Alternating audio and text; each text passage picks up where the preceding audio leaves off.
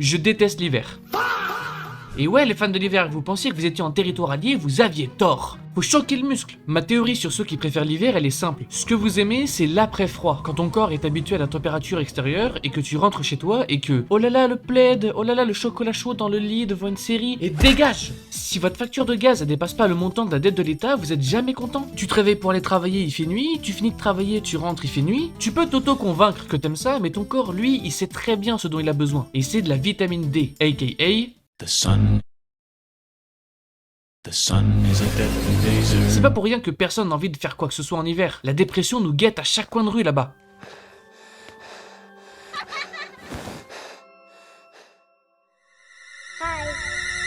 Vous êtes des sadomasochistes. Je vois que ça. Pour moi, vous kiffez cette saison parce que votre corps est obligé de bosser automatiquement pour survivre. Vous avez l'impression d'avoir mérité votre repos en fin de journée. Mais non, pas dans la France à Macron. On n'a pas le droit. Vous êtes sûrement des gens qui font pas de sport. Qui veulent jamais sortir de chez eux.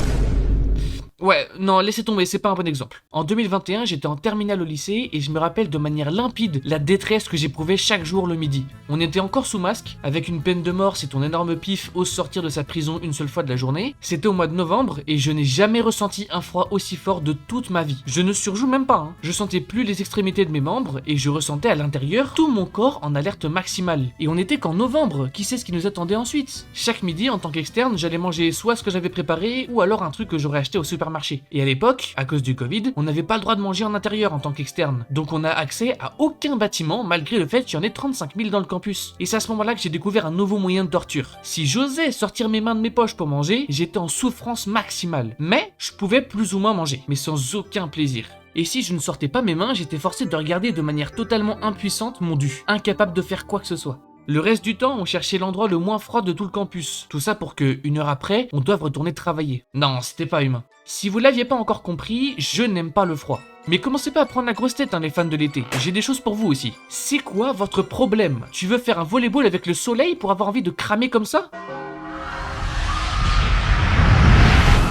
Les fans de l'hiver ont raison quand ils disent que si les vacances scolaires étaient pas en été, vous kifferiez pas autant cette saison. J'ai déjà fait des étés où j'étais au travail tous les jours, sans ventilateur, c'est injouable. Ton corps peut se réchauffer, mais il va pas se refroidir. Ou en tout cas pas aussi facilement que pour le chaud. Le point fort d'avoir de la vitamine D en été s'annule totalement à cause de la fatigue permanente que ton corps te fait subir. C'est normal, ton corps il veut pas que tu bouges trop parce que sinon c'est lui qui va devoir te chauffer encore plus. Un jour pendant une canicule, j'avais vraiment envie de faire du parcours, donc je suis allé à un spot que je connaissais à 5 minutes de chez moi. La différence de ressenti entre le départ de la maison et l'arrivée à l'endroit, il était affligeant. J'ai fait à peine 2-3 courses et quelques petits sauts et bizarrement j'avais énormément de mal à respirer. Mes poumons ont tellement rétréci qu'ils sont passés en 2D et j'ai commencé à voir des choses cheloues dans le coin de mon œil droit.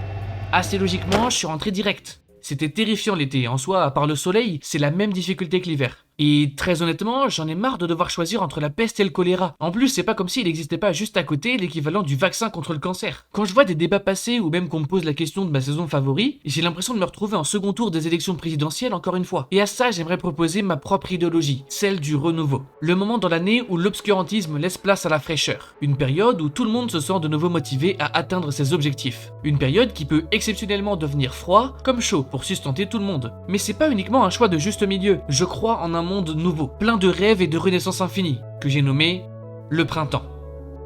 Je serai toujours du côté du printemps et je me battrai sur cette colline. Rien à faire des extrêmes, je ferai pas ce que vous voulez me forcer à choisir. Tu fais ce que tu veux, hein? Ouais, on s'en fout. À quoi je vais monter là-haut? Juste On est vraiment venu pour cette daube.